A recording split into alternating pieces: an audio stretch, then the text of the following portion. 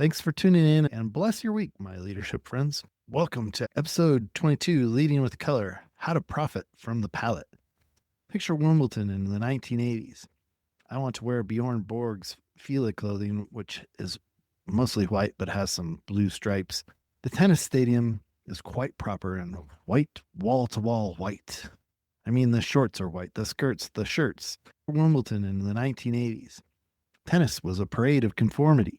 Tradition wrapped in fabric. I guess the ball was yellow, but everything else was white. And then came Andre Agassi. Neon shorts, acid bright shirts, and denim? Even denim. The commentators gasped. The audience squinted. Tennis purists clutched their pearls. But you couldn't look away. Agassi wasn't just playing tennis. Today's question: can you lead with color? And if you do, can it be one of the most profitable leadership decisions you ever make?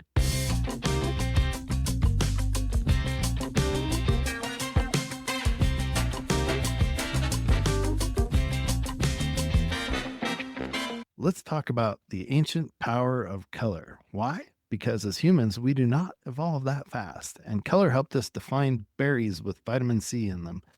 And that helped us to avoid scurvy. Long before Pantone swatches with the color of the year, colors carried meaning. In the Old Testament, scarlet represented sin and sacrifice. Purple was for king, and it was extracted from tiny sea snails. So rare, it was literally worth more than gold. In the New Testament, white robes symbolized purity and triumph. Blue connected to heaven. Gold symbolized divinity. Color wasn't just decoration. It was an identity. It was status. It was destiny. Question: if your brand color walked into a room as a person, what kind of authority would it carry? Royalty, purity, rebellion, or calm? Let's talk about rebels, icons, and market leaders. Let's fast forward from the ancients. Mary Kay Pink wasn't just a color, it was a movement. If you drove a pink Cadillac, you were likely selling cosmetics for Mary Kay. You were Mary Kay. You had a Mary Kay identity, and Mary Kay was the queen of closing. And according to her studies, she and her team closed more sales when they wore and showed up with pink. Pink products, pinky do pink, pink, pink. Tiffany Blue, so iconic it's trademarked. No words on the box, just the color, and people cry before they even open it. Trust me, Tiffany is a good gift to give. Fisker's Orange Scissors, a humble tool turned instantly recognizable. I did a study for a guy named Peter Favilla who worked at Fisker's, where we added orange to the packaging and tested it. It was eye-catching on the shelves and went right along with that Carhartt Hunter vibe. Don't shoot me, because I wear orange. Nike orange shoe boxes. Again, you can see it really well, like an orange, like what prevents scurvy. Branding starts the moment you touch the box. We could do a whole series of podcasts on the out-of-the-box experience. Anyway, Carhartt orange. The visibility saves hunters' lives. Interesting that you have orange and you also have camo, right? And camo is also something that had a big vibe and following amongst the Harley Davidson folks as well. Now Carhartt's orange and camo signals rugged authenticity. It's an idea again, right? And of course, Andre Agassi, back to him, turning neon into defiance, then into Nike shareholder value and dollars. Taylor Swift is now doing some orange writing and labeling on her imagery. There are a bunch of folks that are doing a Me Too with that, following the Taylor Swift tidal wave of commerce. So question: where in your customer journey could color create a signature moment? Before your product is even used, let's talk about the science of color and the Me Too trap. Neuromarketing expert Martin Lindstrom has shown that colors fire up different parts of the brain, different pathways. Not surprising that orange means something different to a basketball coach getting shoes from Nike or a Carhartt hunter getting an orange vest, right? Lindstrom found that warm colors stimulate appetite.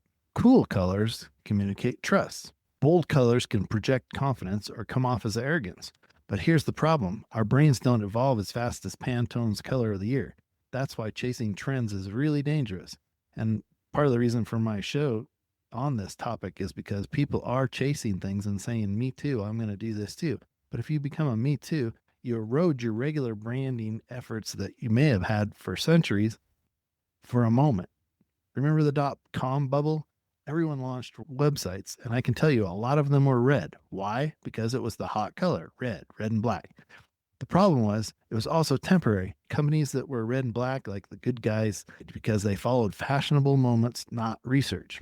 I remember some of these same .com marketing experts being invited to American Marketing Association things and saying what they can tell you right now is they can't take the time to do a 4-week study. They said they don't have time for that. But one of those people I remember ended up having lots of time because within that year, the dude was unemployed because his market dried up. I'm joking a little bit now that it's like dieting, but every year there's a new fad, right? Grapefruit diet, cabbage soup, keto. You know, what doesn't change? Your body's need for actual nutrients, your eye's ability to see color. Same with branding. You can't survive on cabbage colored logos, right? Question: are you choosing a color that reinforces your long term identity or following the trend of the moment? Taylor Swift's song Shake It Up is a great song, but you may make more money and stay in business longer if you do not shake up your customers.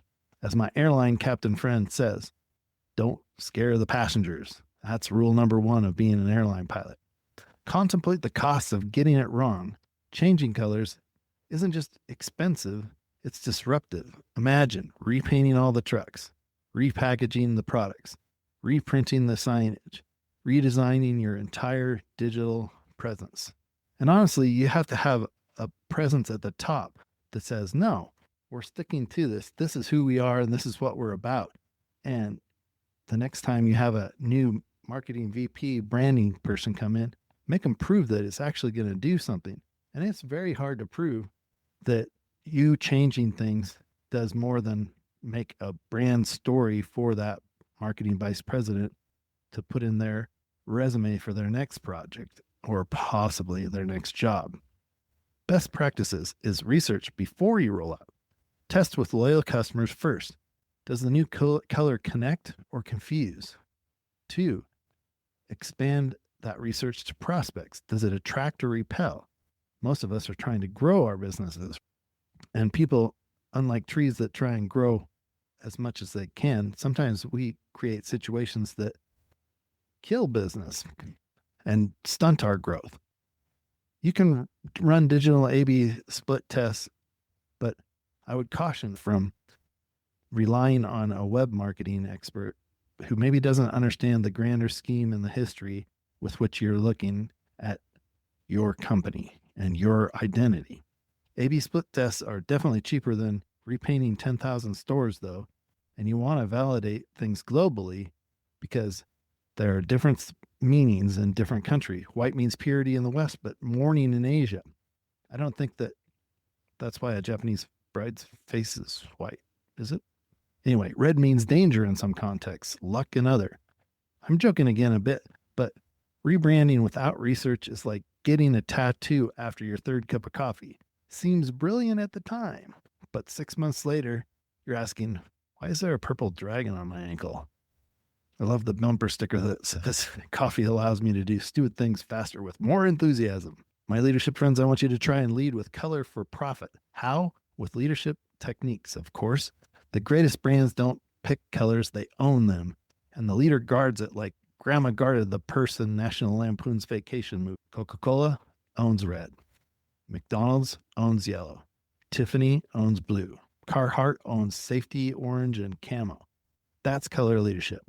Choosing deliberately, leading confidently, reinforcing consistently until your shade lives rent-free in the customer's brain. Question: what would it take for your organization to own a color so thoroughly that competitors wouldn't even dare touch it? Closing story.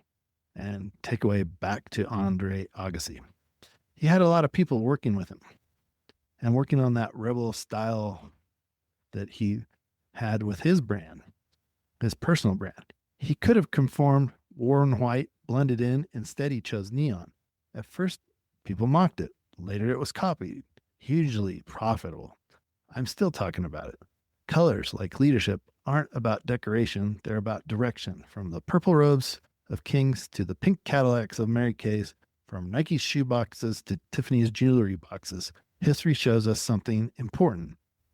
Leaders don't follow color trends, they set them. Think about it.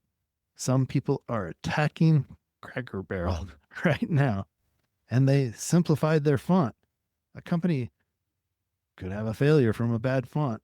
I've seen it happen, but bad fonts aren't the hugest thing to deal with, of course. What else has changed is what the customer might think, right? If you change the logo and you change the aesthetic, did you change the food? Is the food no longer good? What are the things that I have to worry about now because these other things changed?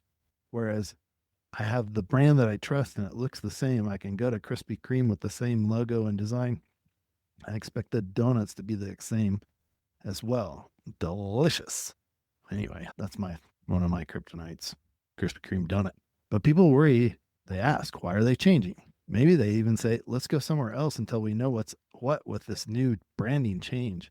Is people badmouth and act like they are above Walmart and McDonald's, but everyone has been in one and most have made a purchase at one of these places in the last 6 months. Ancient wisdom and my experience in evaluating brands and doing brand audits tells me that colors and details matter. Just like in the last episode when we talked about words matter. And you want to direct your customer to say they love you and your product. They love your brand colors. Don't just chase Pantone. Lead with your color, test it, own it, and let it become part of your profit strategy and your legacy. If you're considering a color change, pause, research, ask, am I leading with color or following the crowd? I can help you with branding audits and thinking about the research and setting up a methodology to leverage your strengths versus your competition. It's not just as simple as you picking the color. If you do the Taylor Swift color and all your competitors do, what's the difference? Don't be the 58th organization to say me too to the Taylor Swift colors. Empower your leadership and evaluate your image with God in mind. Thanks for tuning in and bless your week, my leadership friends.